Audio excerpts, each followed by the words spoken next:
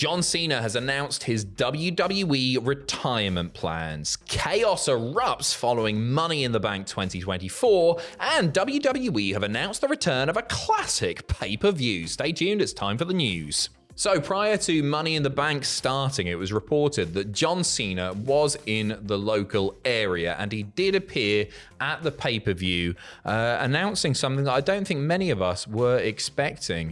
John Cena has announced his plans for retirement. He's going to be hanging up the boots in 2025, and we're going to tell you everything that you need to know. So he comes down to the ring, and he says that, yeah, this is it. WrestleMania next year is going to be his last WrestleMania. However, we've learned a little bit more since then, which we're going to tell you in just a second. He concluded his promo saying, if you want some, hurry up and come get some. First of all, right? Yeah.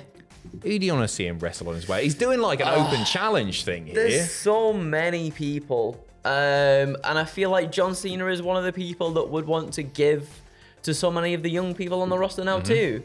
That's a difficult one because there's so many. It's tough because, like, you can name all of Cena's opponents who are still there. It's like, oh, I'd love one more Randy Orton match. Yeah. But I think John Cena would love to wrestle a lot of the up-and-coming guys as well.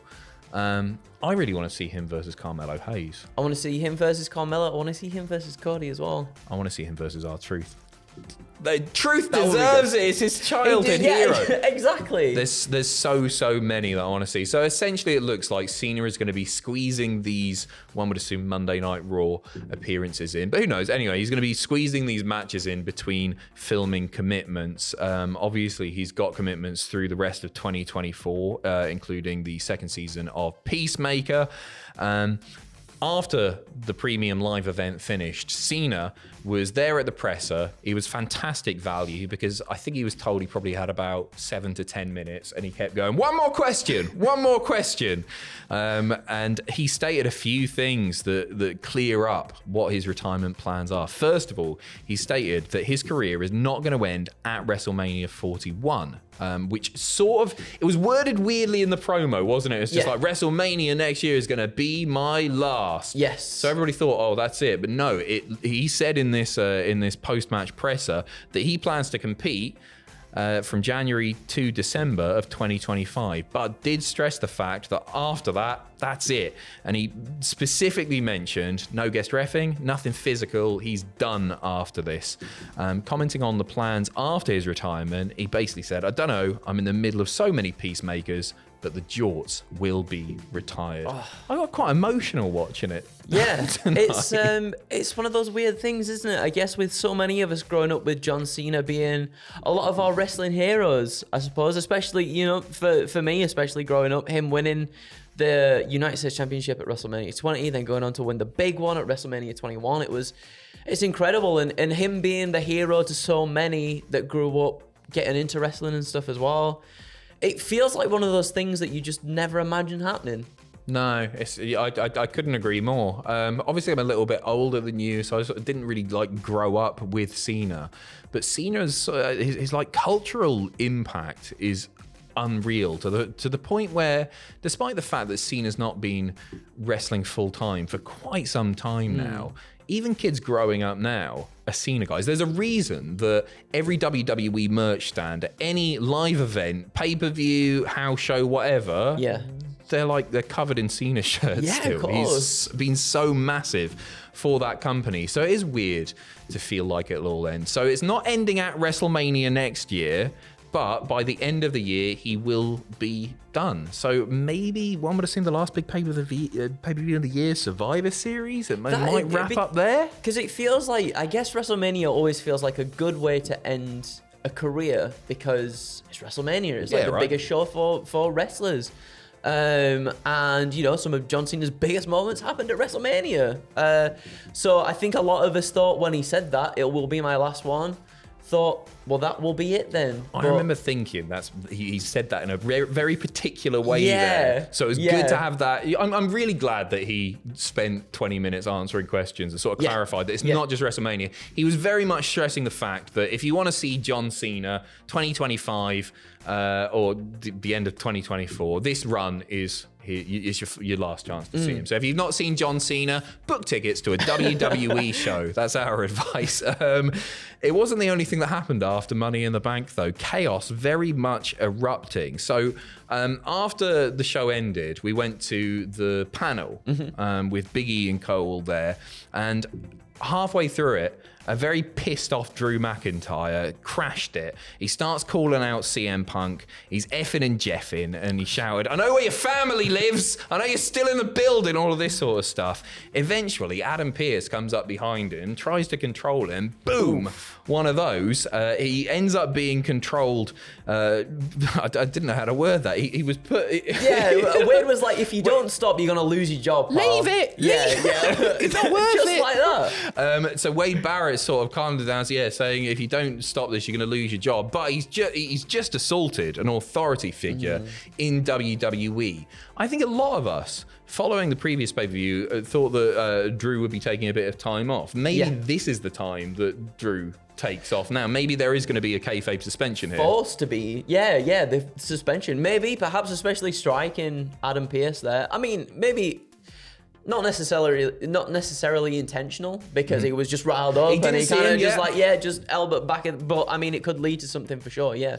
So obviously the plan, reportedly, for the longest time has been they want to do Drew versus Punk at SummerSlam, but we don't know if Punk is cleared. He got physical tonight. You've all seen what happened. Yeah. But we don't know if he's good to do a 15-20 minute match for sure. So maybe this is to buy a little bit of time, give Drew a bit of time off to deal with the stuff that he's dealing with in his personal life as well. We'll keep you updated on that.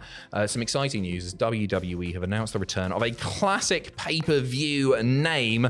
Bad Blood is coming back. This was announced just prior to Money in the Bank starting. It was a video posted to WWE's social channels, and then Cody Rhodes put something out as well. Triple H commenting on the return of Bad Blood. Bad Blood is coming back. Triple H saying this October, prepare to witness the return of an absolute classic. Atlanta, are you ready?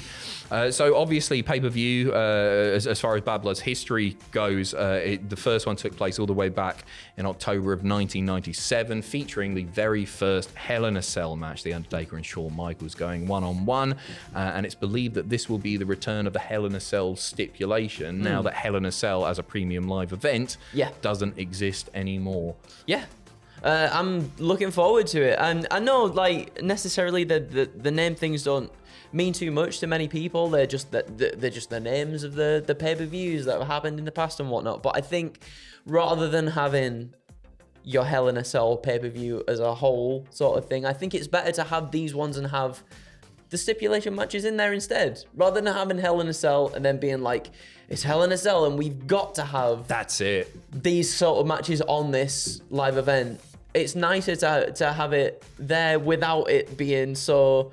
It doesn't necessitate the Hell in a Cell match, does it? For so long, I think we've complained about the fact that Hell in a Cell rolls around in October historically, but various times. Hell in a Cell comes around, and you've got to have these feuds that are ready for a Hell in a Cell. We should just be the biggest match type. It's a feud ender. So I imagine they will do a Hell in a Cell match there, but to me that probably indicates that Hell in a Cell as a premium live event name isn't coming back. I think rightly so as well, to be honest. I'm all for it. Yeah, We've got a couple of bits of big AEW news now. Collision obviously aired tonight as well, or last night when you're watching this. And Jack Perry issuing an open challenge for his TNT championship, and it was answered by his former partner in Jurassic Express, Marco Stunt. And he killed him. He absolutely battered him. He defeated Marco Stunt, retaining the title. It was interesting to see Marco Stunt back in an AEW ring. He sort of disappeared a little bit, and I know he's going through some stuff, so I hope he's doing well. I don't think this in any way indicates a proper return for Marco Stunt, who is somebody that he got a lot of flack from wrestling fans. I always found him quite entertaining, personally. I thought he could kind of fit like a Spike Dudley-esque role in the company, but he was released a while ago now, obviously. So it was good to see Marco Stunt looking well, even though he got completely battered. And finally, Adam Page has advanced in the Owen Hart tournament, defeating Jay White in the semi-finals. He is going to be facing no, it's not. Bryan Danielson. Sorry, I'm so used to saying it. Bryan Danielson in the final of those tournament.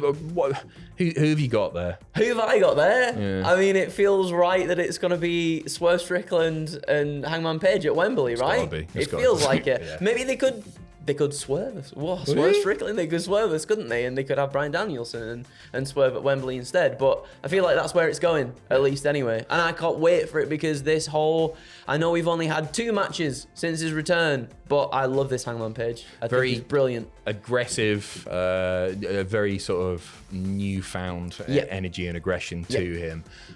It was a really, really good match on Collision, well worth checking out, and the finals are going to be amazing as well. So good. This whole tournament, I feel like both on the women's side and the men's side has been brilliant so far. Yeah, I think really good matches. Like huge, that Pac and Danielson match as well was so good. Like, yeah, I'm looking forward to what's going to happen in the future. For sure. It's sort of been drowned out, obviously, by the Money in the Bank noise, and there's been an awful lot to talk about with Money in the Bank, but a really decent episode of Collision for sure. Thank you very much. Cheers to everybody who watched the live stream. In just a few hours, you will have Ross's WTF moments for Money in the Bank. And if that wasn't enough, Ross, you can catch a little bit more tonight at the time of publication, as Ross is doing NXT Heatwave reactions as well. And what happened at For Money in the Bank is on the channel now. Thank you very much. Take care of yourselves. We will see you in a bit.